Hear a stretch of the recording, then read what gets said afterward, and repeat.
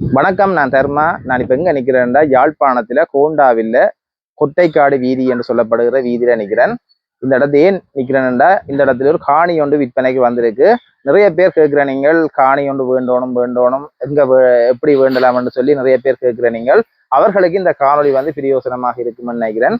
நீங்க காணி ஒன்றை வேண்டோணும்னு சொன்னா அது யாழ் நகரத்துக்கு மிகவும் அருகில இந்த காணி விற்பனைக்கு வந்திருக்கு. அந்த காணியை நீங்க வேண்டணும்னு சொன்னா நேரடியாகவே காணி உரிமையாளர்கிட்ட வேண்டலாம்.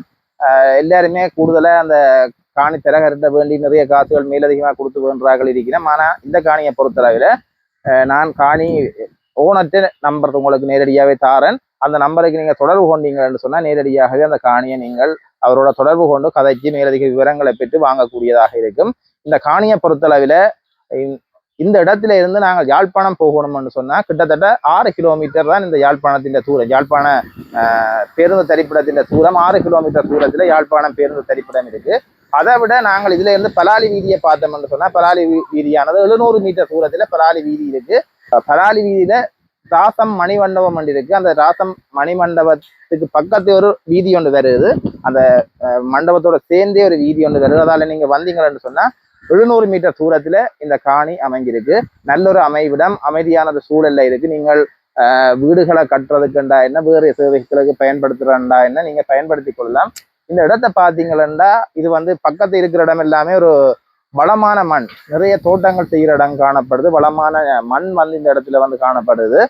இந்த காணிக்கை பாத்தீங்கன்னால நிறைய பயன் தரும் மரங்கள் எல்லாம் இந்த காணிக்கை நிக்குது. நான் இப்ப காணிக்கு உள்ள போய் காட்டுறேன். இந்த காணி வந்து 3.25 பரப்புகளை கொண்டதாக காணி காணப்படுது. நாங்கள் இப்ப உள்ள போய் பார்ப்போம் இந்த காணி எப்படி இருக்குது. இதுல பாத்தீங்கன்னா இந்த காணி வந்து இதுதான் பேருங்கோ. இந்த காணிக்கு வந்து சுத்த பெற வந்து மதில் கட்டி இருக்கணும். எல்லா பக்கமுமே வந்து இந்த காணி வந்து மதிலால கட்டப்பட்டதாக இருக்கு. நான் இப்ப உள்ளுக்கு போய் காட்டுறேன். வா.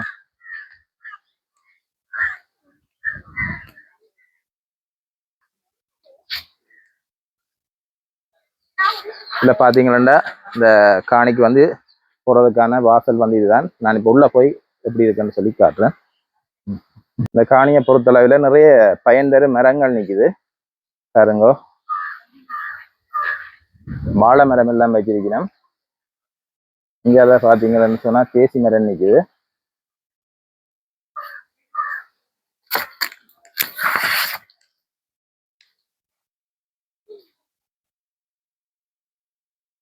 பாருங்க, தேசி மரத்துல வந்து நிறைய காய் எல்லாம் இருக்கு.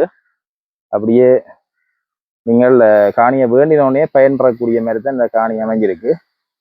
அதை விட தென்னை மரங்களை பார்த்தீங்கன்னாலும் தென்னை மரங்களும் காய்க்கிற மரங்கள்லாம் நிக்குது. அதோட கமுக மரம் நிக்குது. எல்லாமே பயன் தரும் மரங்கள்லாம் இந்த காணிக்க வந்திருக்கு. அதே நேரம் பாத்ரூம் ஒன்று கட்டி இருக்கிறீங்க. என்ன பாத்ரூம் ஒன்று இருக்கு. அடுத்தது அடுத்த பார்த்தீங்கன்னு சொன்னா அதுல ஒரு டொய்லெட் ஒன்று இருக்கு. தேசி மரம் வந்து நிறைய நிக்குது. எல்லாமே காயலோட நிக்குது.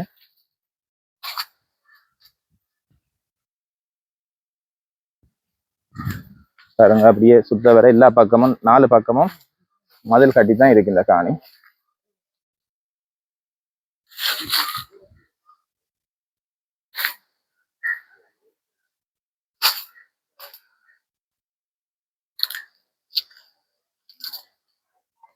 காணியை பார்க்கவே ஆசையா இருக்கு. என்னன்னா எல்லாம் அப்படியே சோழியா இருக்கு. பாருங்க, மரங்கள் எல்லாம் நட்டு சோழியா இருக்கு. மிக அழகான சோழியா தான் இந்த காணியை வச்சிருக்கணும். பச்சை பசையிலண்டு இருக்கு. எங்க பார்த்தாலும் மரங்கள்லாம். இப்படி நீங்க காணி வேண்ட மாட்டீங்க. ஒரு சகல வசதிகளோடையும் இருக்கு. மரசல கூடம் இருக்கு. குளியல் அறை இருக்கு. அதோட சுத்த வர 4 பக்கம் மதில் கட்டி இருக்கணும். இப்படி வசதியோட காணியை நீங்க வேண்ட மாட்டீங்க. அதே நேரம் வளமான மண் பாருங்க, வளமான மண், வளமான நீரும் இருக்கு. அடுத்த பாத்தீங்கன்னா இங்க வந்து கிணறும் இருக்கு. குழாய் கிணறு. தண்ணி வந்து நல்ல தண்ணி தானே. என்ன தண்ணி வந்து நல்ல தண்ணி குடிக்கலாமே. குடிக்கலாமா தண்ணி? நல்ல தண்ணி குடிக்கலாம்.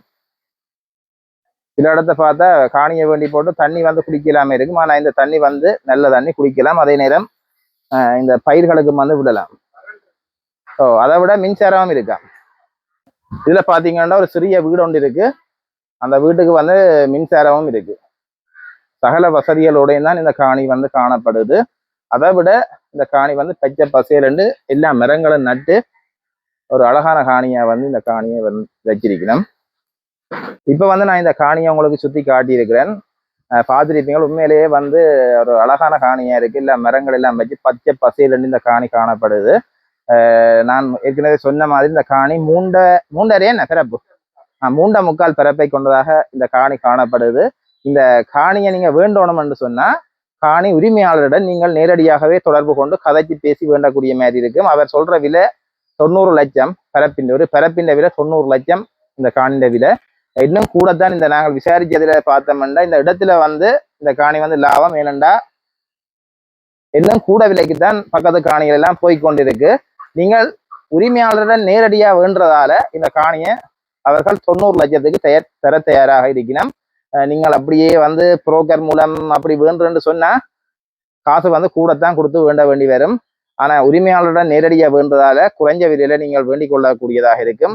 நீங்கள் இந்த சந்தர்ப்பத்தை பயன்படுத்தி வேணுமென்று சொன்னா இந்த காணியை நீங்கள் வேண்டிக் கொள்ளுங்க. இந்த காணியை வேண்டணும்னு சொன்னா நான் அவரோட தொடர்பு கொள்றதுக்குரிய தொடர்பு இலக்கத்தை தாரன், நேரடியாகவே நீங்கள் தொடர்பு கொள்ளக்கூடியதாக இருக்கும். நீங்க இந்த காணியை வேண்டணும்னா இந்த காணி உரிமையாளர் நம்பரை நான் தாரன் 077 63 66 421. திருப்பவும் சொல்றேன் 077 63 66 421 என்ற தொலைபேசி இலக்கத்துக்கு நீங்க தொடர்பு கொண்டீங்களா காணி உரிமையாளரோட நேரடியாகவே தொடர்பு கொள்ளக்கூடியதாக இருக்கும். வெளிநாட்டிலிருந்து நீங்க தொடர்பு கொள்றா இந்த நம்பருக்கு வாட்ஸ்அப் இலக்கம் இருக்குதானே? இந்த நம்பருக்கு வாட்ஸ்அப் இலக்கம் இருக்கு. அந்த வாட்ஸ்அப் இலக்கத்தினூடாக நீங்க தொடர்பு கொள்ளக்கூடியதாக இருக்கும். இதோட நாங்கள் இந்த காணொலியை நிறைவு செய்து கொள்றோம். தொடர்ந்து உங்களோட இணைந்திருங்கள். நன்றி, வணக்கம்.